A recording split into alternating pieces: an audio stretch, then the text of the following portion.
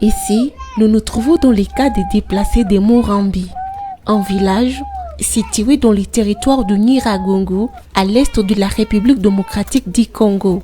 Ces déplacés venus de plusieurs coins du territoire de Rutshuru depuis plus de 4 mois, fuyant les affrontements entre les forces armées de la RDC et les éléments du M23 dans cette partie du Nord Kivu, vivent dans une situation précaire. Visiblement, pas d'eau potable ni matelas, non plus de couverture. Dans ces cas de déplacés, difficile au président de ces cas de relever le nombre de victimes de guerre. Tous les jours, on observe de nouveaux venus fuyant les affrontements dans les territoires de Rutshuru. Hommes, femmes et enfants, rencontrés dans ces cas, déclarent une vie difficile qu'ils traversent avec une faible assistance médicale. Ces derniers, ils ne réclament que le retour de la paix dans leur village.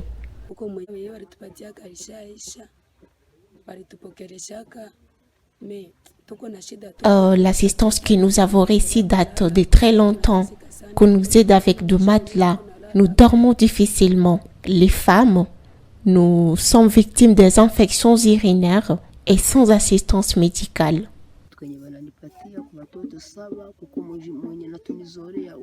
Regarde ce qu'on vient de m'offrir. Oui, quelqu'un de bonne volonté. Et là, j'ai cet enfant. Comment est-ce que nous allons partager? Nous souffrons vraiment. Pitié. Moi, c'est Agano Ernest, le représentant ou le président de déplacés se trouva la main de Dieu. Les déplacés là provenant de Rutshuru, précisément Busanza, Jomba, Bweza, Kisigari et Rugari. Maintenant, nous sommes ici depuis le 24 et le 25 juillet 2022. Et depuis ce moment-là, l'assistance que nous avons reçue, c'est l'assistance de vivres provenant de PAM. Maintenant, on avait donné par l'assistance là par l'État, quelqu'un qui a 8 enfants, celle qui a enfants, la famille de 10 enfants, on donne une taille. Maintenant, c'est une taille vraiment n'était pas suffisante. C'est pourquoi nous n'avons pas même de l'eau. Nous demandons au gouvernement de nous aider de terminer ou bien de négocier, ça dépend, avec le rebelle pour que nous puissions rentrer chez nous. Parce que la vie que nous menons ici, c'est une vie misérable. Merci de nous suivre sur Afro Info 243. Nous abordons dans cette nouvelle production la situation humanitaire dans le territoire de Rutshuru qui est frappé par la guerre imposée par le M23, soutenu par le Rwanda. Spécialement, nous allons parler de la situation des personnes handicapées qui sont en train de fuir comme toute autre catégorie des personnes dans cette région du Nord Kivu. Et pour en parler, nous recevons Madame Hortense Maliro qui va devoir se présenter. Bonjour Madame. Bonjour, je suis Hortense Kavo Maliro, je suis représentante de l'Association pour l'intégration sociale des handicapés physiques, AISHP en sigle. Voilà, dans vos actions que vous menez au quotidien des plaidoyers, est-ce qu'aujourd'hui vous avez un accent particulier sur les personnes vivant avec handicap dans le territoire de Rutshuru, spécialement les déplacés? Oui, les plaidoyers, c'est notre vie, je peux dire. C'est notre vie au quotidien.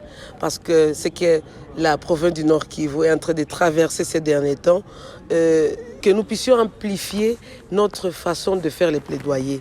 Donc, la situation qui prévaut à Rutshuru, ça devient catastrophe.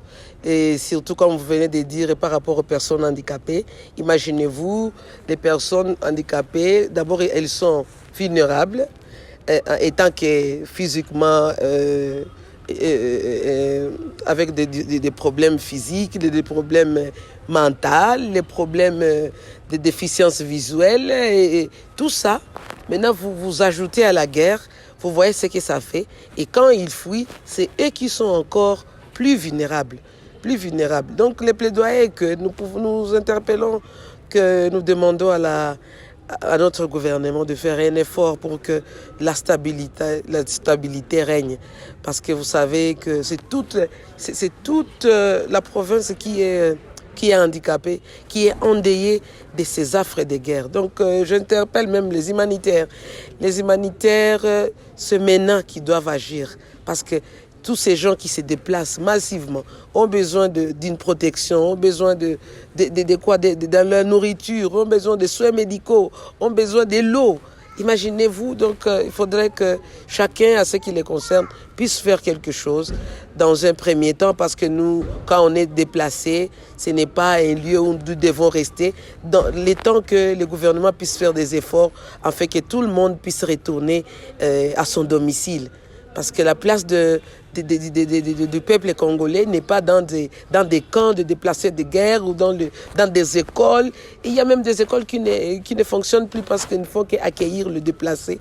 Et je pense qu'il faudrait que l'État puisse faire son rôle étant que l'État. Parce que je ne vois pas comment le peuple congolais n'a même pas le droit de penser à son lendemain. On se réveille, on ne sait pas si on dort, on ne sait pas si on va se réveiller. On n'a aucun droit de penser à son avenir. Donc le plaidoyer est qu'au niveau national et qu'au niveau international, qu'il puisse faire un effort pour que la paix puisse recouvrer toute l'étendue de la province du Nord Kivu. Voilà, parlons de la situation des personnes handicapées. Nous avons fait le tour des écoles, de différents camps des déplacés, mais il se pose un problème des infrastructures à adapter et approprier aux personnes handicapées. Est-ce qu'à ce niveau aussi, vous pensez que ça ne sert pas à une discrimination bien sûr, mais si on affectait des infrastructures appropriées pour recevoir ces personnes handicapées? Oui, c'est l'idéal. C'est l'idéal. C'est pourquoi même vous avez senti que je suis en train d'interpeller les humanitaires.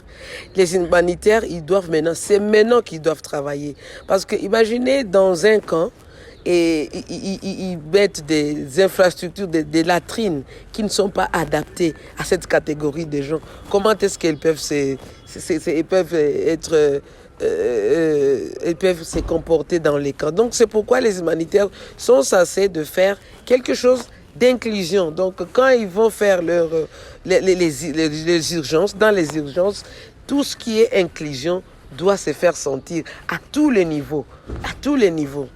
Voilà, je vais aborder peut-être le dernier point, c'est les conflits aujourd'hui, les relations qui ne sont pas au bon fixe entre le peuple rwandais et congolais à travers ces conflits entre Kinshasa et Kigali. Mais il y a beaucoup de personnes handicapées qui vivent des activités transfrontalières entre Gisenyi et Goma. Nous sommes toujours sur la frontière congolo-rwandaise. Est-ce que vous avez pensé à ces personnes qui traversent tous les jours? Oui, étant qu'il y a politique, je ne veux pas entrer dans la politique.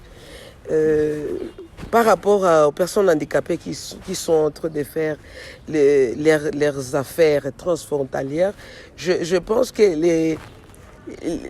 c'est pas dire qu'on a fermé les frontières pour empêcher ces personnes pour faire le vécu quotidien. Donc la population, nous ne devons pas entrer dans les histoires politiques et les tensions qui règnent entre la RDC et Kigali. Je suis apolitique, c'est-à-dire que ce que je peux dire, je veux seulement encourager les personnes handicapées qui malgré leur infirmité, sont en train de se prendre en charge, et il faudrait qu'elles continuent à faire tout ce qu'elles sont en train de faire sans que nos relations, soi-disant, ça les affecte, parce que nous étant que personnes, on ne peut pas entrer dans les histoires des politiciens. Voilà, dernière question. En tant qu'acteur humanitaire exerçant en province du Nord Kivu, quel message à l'endroit du gouvernement et de la communauté internationale, de toutes ces organisations, en ces moments où nous vivons une crise humanitaire dans la province du Nord Kivu, spécialement dans le territoire de Rutshuru? Oui, comme vous avez dit, spécialement dans les territoires de Rutshuru, vous avez omis qu'il y a aussi les problèmes au niveau de Beni, tout ça, tous ces tronçons-là, c'est toujours le massacre. Donc, le mot est clair. c'est seulement la paix dont nous avons besoin. Nous avons besoin de vivre une vie paisible, la sécurité de la personne et ses biens. C'est ça dont nous avons besoin. Nous avons besoin de jouir pleinement de ce que la RDC regorge. Nous sommes toujours en train de fuir du matin au soir. Donc, ce que je demande au gouvernement, c'est juste, on a besoin de la paix. On a besoin qu'on nous sécurise la population et ses biens pour vivre heureuse. On a droit à la vie, on a droit à vivre heureux dans ces pays. Parce que ce n'est pas les autres qui doivent bénéficier de notre pays. Si nous n'arrivons même pas à sentir même, vraiment je manque les mots, mais ce qui est là, c'est que chacun, ce qui le concerne, doit faire son effort pour que la paix soit rétablie dans toute la province du Nord Kivu. Voilà, merci beaucoup à vous, Madame Hortense Maliro. Je rappelle que c'est une femme activiste, acteur humanitaire qui œuvre pour la promotion des personnes et l'intégration sociale, bien sûr, des personnes handicapées en province du Nord Kivu. C'était un plaisir de vous recevoir pour parler de cette épineuse question. C'est moi qui vous remercie de m'avoir associé à répondre et à faire encore un plaidoyer pour qu'il y ait l'établissement de la paix, en fait que la personne handicapée puisse être intégrée dans toutes les démarches qui seront effectuées pour le déplacer des guerres. Voilà, merci. C'est par là, mesdames et messieurs, que nous mettons un terme à cette production axée sur la question humanitaire en province du Nord Kivu en ces moments de crise dans le territoire de Rutshuru. On se fixe un nouveau rendez-vous d'actualité. À très bientôt.